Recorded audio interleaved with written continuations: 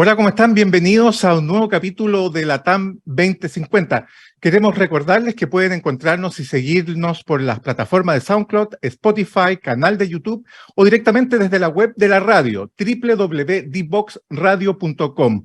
Hoy, como siempre, como todos los días jueves, hablamos de emprendimiento y con un invitado muy especial, un invitado de lujo para mí. Es un honor poder presentar al doctor Alejandro Cabrera. Él es director médico de la red de clínicas Veintec Chile. Es director médico además y presidente del Instituto Internacional de Tecnología de Venas en Miami, Estados Unidos. Además, el doctor Alejandro Cabrera, para que ustedes sepan, fue pionero en traer al país una técnica para el tratamiento de las venas, una tecnología mínimamente invasiva, muy segura, y además él ha escrito un libro respecto a esto. Varices, una enfermedad silenciosa, que publicó por allá el año 2013. Además, en el 2015 obtuvo el premio de ProChile con su proyecto de exportación de servicios médicos ambulatorios. Quiero recibir, ¿qué tal? Te voy a decir Alejandro ahora, porque como vamos a hablar de emprendimiento, no queremos hablar tanto de medicina. Gracias por acompañarnos, Alejandro. Gracias, Leandro, por tu invitación y por tu generosa presentación. Alejandro, antes de introducirnos al tema del emprendimiento propiamente tal, coméntanos un poco cómo nace esto de traer las clínicas Veintec a Chile, porque entiendo que fue una franquicia cuando tú estabas desarrollando la especialidad. Claro, mira, a veces las cosas son más circunstanciales, no son tan planeadas. Justo yo estaba también empezando mi especialidad como cirujano vascular y en esa edad, más o menos a mis 30 años, calculo, estamos hablando de los 90, eso es buen rato ya, veíamos hacia dónde dirigirnos y justo estaba cambiando el paradigma en el tema varices, que es dentro de la parte vascular, de lo que era cirugía tradicional a procedimientos mínimamente invasivos. Y para hacer la historia corta, el año 1999 ya se difundió la nueva tecnología que era ambulatoria bajo anestesia local, o sea, dejaba atrás todo lo que era la cirugía tradicional. Entonces, bueno, felizmente estuve en el lugar correcto para ver esto, básicamente en Estados Unidos, y dijimos, bueno, esto hay que traerlo a Chile, pero era muy revolucionario, y la FDA, que es el organismo que certifica los procedimientos en Estados Unidos, todavía lo tenía como experimental, no había pasado a standard of care. Y entonces esperamos, fíjate, año 99, 2000, 2001, 2002, en febrero del 2002, la FDA lo aprobó, y entonces dijimos, lo traemos a Chile, pero era muy revolucionario porque, siendo yo formado en la Universidad Católica, que es una escuela muy conservadora, íbamos a introducir una fibra óptica de láser dentro de la vena safena, en forma ambulatoria, con el paciente despierto. Era un poquito revolucionario, y dijimos, tengamos algún tipo de respaldo, algún tipo de background con Estados Unidos. Y justo David Mosersky, doctor en San Antonio, Texas, había desarrollado esta nueva tecnología y el modelo de franquicia en salud, que era algo bastante innovador, porque todos entendemos más o menos lo que es una franquicia, pero a él se le había ocurrido franquiciar el modelo de salud. Y entonces viajamos, la historia es más larga, pero él vino a Chile, se impresionó mucho con nosotros, y entonces se hizo la primera franquicia de Veintec fuera de los Estados Unidos. Así que Veintec pasó a ser internacional y ahí se introdujo la nueva tecnología. Entonces se juntan cosas, se junta que justo había como un especialista un poco inquieto, justo se dio el cambio tecnológico, justo se dio que había un doctor que tenía esta franquicia y lo pudimos hacer muy formalmente, porque eso es lo otro, los doctores están siempre incorporando tecnología en todos lados, ¿no? Esto no es en absoluto único, pero haberlo hecho en un modelo donde se va a crear centros que van a reproducir el modelo en Chile igual como es en Estados Unidos, y además, y con todo respeto, con fines de lucro, o sea, donde efectivamente va a haber un negocio atrás que tiene que sustentarse, tiene que generar utilidades. O sea, era un desafío distinto, era algo ya no tan médico, si tú quieres. Así que así se gestó esa primera etapa. Y de eso ya hace 20 años, hemos operado más de 6.000 pacientes y, bueno, hay varios centros en Chile. Oye, qué bueno, qué bueno. Mira, por eso yo te preguntaba esto, porque me imagino que por ahí nace ese espíritu emprendedor, ¿no es cierto?, de poder llevar a cabo un negocio, pero también en el área que a ti te corresponde. Quería comenzar la entrevista con una frase que que no es mía, por supuesto, pero la acuñó, no sé, el cofundador de LinkedIn. Dice, un emprendedor es alguien que salta de un acantilado y construye un avión en el camino. ¿Qué te parece esa frase? Claro, lo del salto ya, el leap, como dicen los americanos. Claro, esto es como tirarse a una piscina, y le puso mucho, pero bueno, es LinkedIn, un abismo. Claro, y en el camino ir construyendo algo, porque efectivamente el emprendimiento, que en definitiva, como definición, es acometer algo, es como iniciar algo, implica, en este caso que estamos hablando, obviamente, que tiene que ver con desarrollo de un negocio, implica jugarse un riesgo y conlleva cierto peligro. Entonces ahí viene lo del abismo, me parece muy atinado.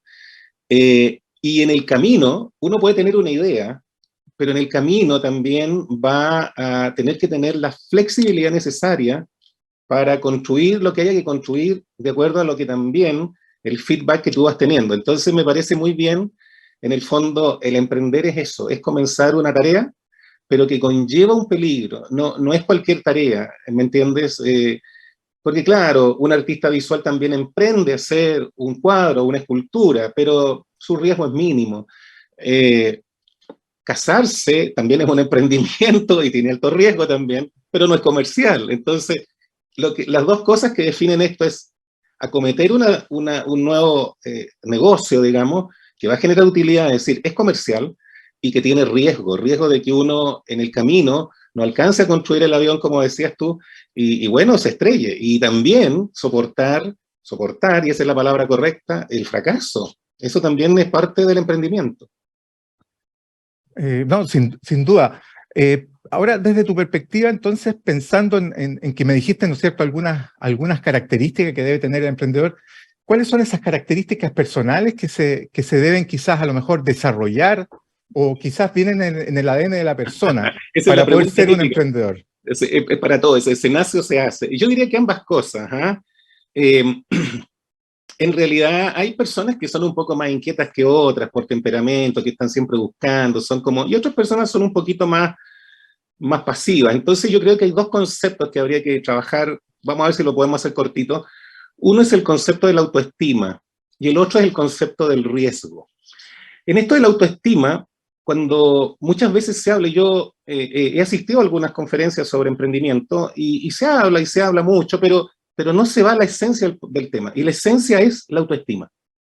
¿Qué significa esto? Lo vamos a ejemplificar con un trabajo que hizo la Universidad Católica hace muchos años atrás, donde estudió este tema, y vamos a hablar de dos conceptos, son más, pero dos conceptos. Uno se llama la envidia igualitaria y el otro se llama el desamparo aprendido. ¿Qué significa esto, la envidia igualitaria? Vamos a poner un ejemplo. Si yo veo a Brad Pitt con Leo DiCaprio pasando con un jet aquí arriba, no me alcanza a dar envidia porque ellos están a otro nivel, ¿me entienden? No hay ninguna posibilidad. Pero si hay pares, mientras tú no tengas lo que yo no tengo, todo está bien. Por ejemplo, hay una población en Chile donde las casas las entregaron todas iguales, sin reja. Y una noche, uno de los habitantes se le ocurre poner reja a su casa. Bueno, el resto, los que están a su alrededor, probablemente no lo van a felicitar. Le van a decir, oye, pucha que te pusiste pituco, estás poniéndole reja a la casa, ¿cómo es esto? Te estás diferenciando de nosotros. Entonces ese señor en la noche va a tener un dilema. O soporta la presión del ambiente por poner su reja, o calladito viene y la saca. Si no la saca, es un emprendedor. Si la saca, bueno, pertenece a otro grupo de gente que también es legítimo, por favor. ¿Y qué es lo que está detrás? La autoestima, pues. El haber soportado la presión del ambiente, el haber soportado que al estar haciendo algo diferente, el ambiente lo mire raro, le pueden decir que es loco, tantas cosas que se pueden decir, pero es poco probable que de 10 personas a su alrededor, pares de él, alguien lo felicite, es poco probable. Y lamentablemente, y esto hay que decirlo también, en Chile, lamentablemente la envidia es como está en nuestros genes, es muy curioso lo que pasa en nuestro país. También es otro tema. Entonces, lo que tienes en el fondo es la autoestima. Y en el otro concepto del desamparo aprendido tiene que ver con que las personas muchas veces hacen un esfuerzo. Alguien llega, por ejemplo, lo vamos a poner en salud, que es algo que más conozco, y llega una enfermera a trabajar en un hospital, por ejemplo, y entonces trabaja mucho y le pone todo el empeño, y el 20 del mes que pagan, el cheque le llega igual que otro señor que faltó, que tomó licencia, que no vino a trabajar, que en realidad no se desempeña tan bien. Entonces, al segundo año, esta misma enfermera empieza a pensar que en realidad no vale la pena, y entonces empieza a aparecer un fenómeno que se llama desamparo aprendido, que es como, da lo mismo lo que yo haga, mi destino está establecido, no seré más que una enfermera toda la vida, y en realidad, ¿para qué llego a la hora si da lo mismo? Esa es otra característica muy mala, y si tú lo miramos o lo examinamos psicológicamente, lo que hay detrás es que ella bajó su autoestima versus aumentar su Claro. autoestima, que es el opuesto, que dice, no, yo no soporto esto, no puedo estar aquí, no puede ser que si yo trabajo más no tengo un premio, un reward, que dicen los americanos. Y eso en Chile, perdóname que te diga, ocurre todos los días. Era lo que yo no veía en Estados Unidos cuando estaba estudiando allá, muy joven. Es decir, todo el mundo estaba estudiando, pero después de estudiar tenía un reward, cambiaba su posición, cambiaba, y entonces la autoestima es esencial. Ahora, la autoestima es para toda una entrevista, pero adecuada. Pero si me permites, si hubiera que decir, prefiero que la aguja se incline hacia un poquito más de sobreestima, pero tampoco, también es mala, ¿me entiendes? Para acometer algo y soportar la presión del ambiente, soportar ser distinto. Eso es clave. Es poco probable que una persona con baja autoestima o que está pasando por un periodo complejo en su vida logre emprender. Eso es muy complicado, es muy raro. Es fundamental la autoestima. No sé qué te parece a ti. Ahora sí, de todas maneras, concuerdo plenamente contigo. Ahora, dicen también que cuando uno se ve enfrentado a una situación extrema, te estoy inventando, a lo mejor perdió el trabajo, hay dos posibilidades, y a lo mejor ahí también se cumple esto que dices tú de la autoestima. O me quedo en la casa, me deprimo, o empiezo a inventar algo que me lleve al mismo nivel donde estaba, o por lo menos hago el esfuerzo de mantenerme activo, de poder generar a lo mejor ese ingreso que voy a necesitar a fin de mes. Claro, lo que pasa ahí es que lo que tú apuntas es lo que hablábamos recién. Se nace o se hace. Se nace un poquito inquieto, se nace, y ojo, la autoestima se genera en la más tierna infancia, antes de los 6 años de edad. Entonces depende mucho también de los padres en relación a los hijos. Y el otro motor es lo que tú acabas de decir, que es la necesidad. Y en este sentido es interesante porque las universidades en Chile forman individuos y profesionales que van a ir a trabajar en una empresa, en un hospital, no sé, en distintas reparticiones, a modo de empleado. Y está bien, porque el profesional es eso, un doctor tiene que trabajar en un hospital o en una clínica, no sé, y una enfermera igual. Ahí a veces hay personas, y si tú miras la historia de individuos muy exitosos como emprendedores y que se han convertido en grandes empresarios en definitiva, a veces no terminaron el colegio, a veces no terminaron la universidad por distintas circunstancias y tuvieron que salir a la vida por un motor que era la necesidad, hacer algo incluso distinto a lo que estaban, digamos, estudiando o querían ser a futuro, y les resultó. Y creo que lo podemos mencionar, el caso de Paulman en Chile es notable, que él siendo un joven, él casi no terminó la enseñanza media y vendía en los supermercados gritando las cosas. Es muy bonita la historia de Paulman, ¿no es cierto?, de Cencosud, por ejemplo. Entonces, y hay casos emblemáticos mundiales. Steve Jobs no terminó la universidad y se sale de Harvard, o sea, por favor, ¿me entiendes? Entonces, la necesidad también es la clave. Así que ese es el otro punto. No, excelente. Oye, ¿y cómo ves tú Chile en este tema del emprendimiento? ¿Cuál es tu Bueno, muy mirada? interesante. Mira, muy interesante. Antes que hablemos de Chile, para que no se nos acabe el tiempo, un último tema interesante es el riesgo. El riesgo también, en definitiva, tiene que ver con la autoestima. De alguna manera, hay individuos que son tienen mucha aversión al riesgo. Entonces prefieren algo seguro, más tranquilo. Y por favor, eso es legítimo, no está mal. Y hay otros individuos que son un poquito más arriesgados, que dicen ahí que se lanzó al abismo, qué sé yo, o que quiso cruzar este río sin saber nadar muy bien, o más o menos, pero se atrevió. Entonces, y eso también, en definitiva, lo constituye una autoestima adecuada. En la medida que se tiene, uno es capaz de asumir un riesgo. Yo nunca me voy a olvidar cuando yo inicié todas estas cosas, tuve una comida con otros cirujanos vasculares muy distinguidos, eran 5 doctores más, y nadie se embarcó. Y el más amigo mío lo tomé y le dije, ¿pero qué te pasa? Así? Y me dijo, mira, me dijo, es que tus planes son muy buenos, pero ¿qué pasa si pierdes todo? Me dijo. Bueno, le dije yo, no pasa nada, porque yo no tenía nada. Entonces, pero ¿me entiendes? Claro. Entonces, la diferencia entre él y yo es que él tenía más aversión al riesgo, nada más. Y tampoco es, ni es más inteligente, ni menos. Es distinto nomás. No, es solo eso. Por último, como lo que tú me apuntas, bueno, Chile aquí se habla mucho de emprendimiento. Y hay algunas compañías y cosas, y yo creo que el enfoque no es el más correcto, en mi opinión.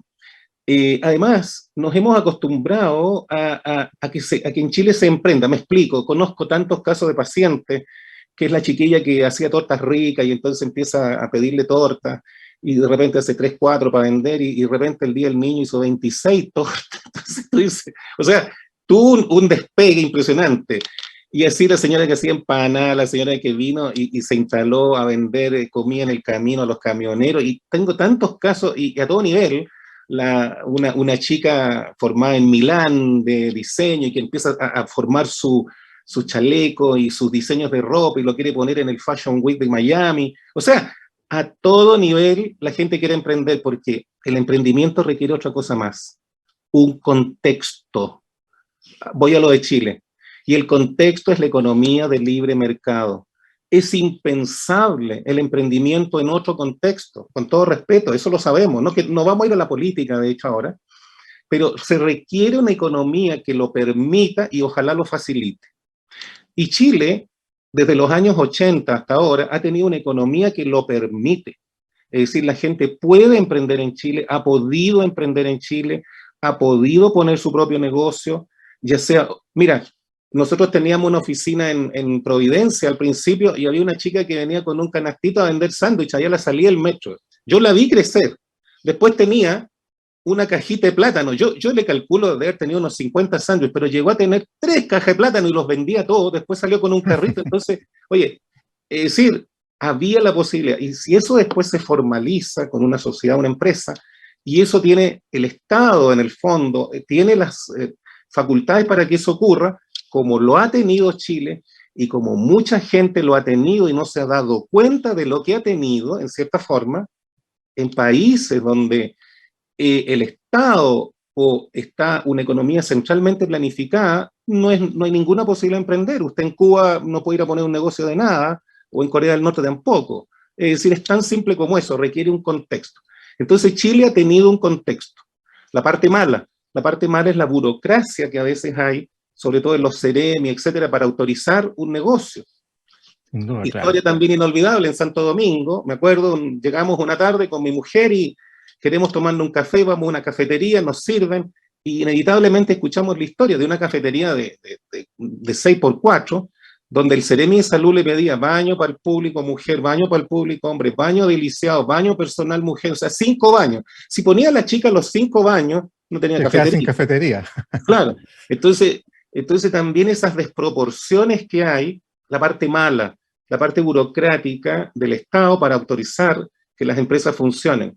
Durante el gobierno de Piñera, Piñera se vanagloriaba de que una empresa en Chile se crea en 24 horas. Era verdad. Usted va a la notaría y crea una empresa.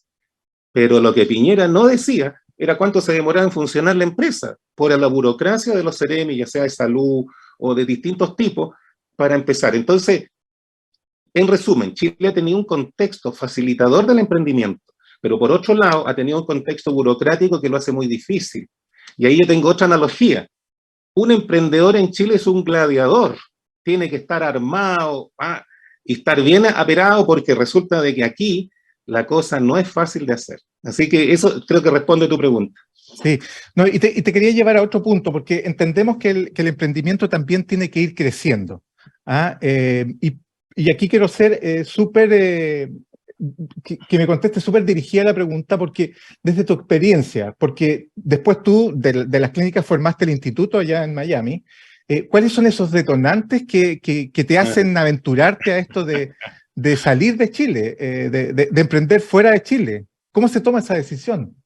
Claro, bueno, lo que pasa es que el emprendedor por naturaleza, una vez más volvemos a que de alguna manera se trae, cuando ya es bien curioso lo que a veces pasa, cuando tú ya tienes el logro, es un individuo muy volcado al logro, lo logré y a veces tú dices, ¿y ahora qué?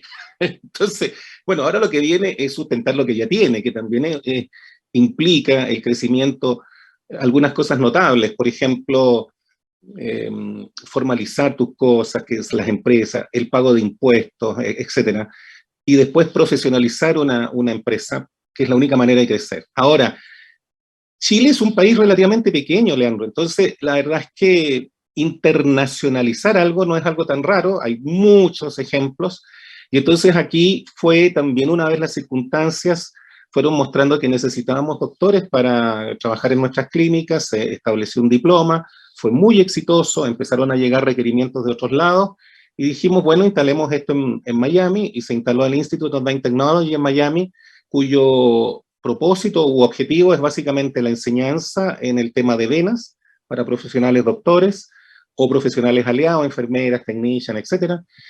Un segundo objetivo que tiene que hay research, hay algunas cosas de investigación, y un tercer objetivo que es el preceptorship, que es como guiar a otros a hacer su negocio, ¿me entiendes? O a establecer su centro, si un doctor quiere ponerlo, o incluso poder, entre comillas, asesorar, no me gusta tanto eso, pero en el sentido de decirlo así, guiar a alguien que se quiera emprender y guiarlo un poco para contarle los errores que se puede ahorrar, si tú me permites. Entonces de ahí nació, de una cierta necesidad que se vino dando, se va dando un feedback, o sea, tú propones algo y vas teniendo un feedback. Y ahora, efectivamente, en Miami, en Aventura City, está el instituto, tiene alumnos, es bien impresionante, ¿eh? Tiene alumnos, bueno, de Florida, pero lo más impresionante es que hay alumnos de todo el mundo. Y además, hoy en día, acabamos de terminar la versión 1 online, que fue un gran trabajo, y que en realidad lo van a ver en Pakistán, en Singapur, es impresionante la cantidad de doctores y profesionales aliados interesados, y desde ese domicilio en Estados Unidos sales al mundo, es absolutamente global. Así es. Alejandro, mira, se nos acabó el tiempo, pero no me quiero despedir antes de que quizás me puedas resumir ahí en unas palabras solamente, cuáles serían esos beneficios que a lo mejor desde tu experiencia entrega el ser emprendedor. Claro, bueno, Emprender como forma de vida. sí, sí, evidentemente hay distintas etapas en la vida, pero lo quizás más relevante en el tema del emprendimiento es la libertad. Fíjense que aquí no hemos hablado en todo este programa del dinero. El dinero es un score, viene después. Siempre se debe pensar que el emprender implica que la persona que quiere emprender observe una necesidad y en el fondo vaya a ofrecer una solución a un problema o a una necesidad. Número uno. Dos, que cuando ya está encaminado en eso, el día 1 del mes tiene 0 en su bolsillo. Entonces hay que ser valiente y tener esa capacidad de que en el fondo va a tener que trabajar para hacerlo. Y ojo, los emprendedores trabajan más que la gente con contrato. Tercero, la libertad de no hipotecar tu futuro y ser tu propio dueño de tu negocio, que en el fondo permite otro concepto que es otro día, que es la generación de la riqueza. Así es. La generación de la riqueza. Yo no digo que alguien que trabaja no va a ser rico, pero es una definición también compleja, pero va a ser más complicado, va a tener, tiene un techo. En cambio, el emprendimiento no tiene límite. Y tú vas a poder generar riqueza para tu familia y eventualmente para tus descendientes. Eso es un hecho real. Entonces, hay un mundo de diferencia, con todo respeto, entre ser empleado en una organización o ser el dueño de la organización. Es muy distinto. Oye, Alejandro, te queremos agradecer tu tiempo, tu generosidad y tus vivencias también, que las hayas compartido con nosotros. Bueno, mira, muchas gracias, Leandro, ha sido un agrado. Si alguien quisiera eventualmente contactarme porque le gustó esto o tiene alguna pregunta, puede hacerlo a Dr. Cabrera, Dr. Cabrera, @ Institute of Vein Technology, instituteofveintechnology.com, Dr. Cabrera, @ instituteofveintechnology.com. No tengo ningún problema y, bueno, si algo le podemos ayudar o enseñarle a quién, orientarlo, quién le puede ayudar. Así que muchas gracias, Leandro, por esta oportunidad. Gracias, Alejandro. Bueno, y nosotros nos vamos a una pequeña pausa y ya regresamos con Andrés Castillo comentando este tema tan interesante del emprendimiento como forma de vida. Espérenos.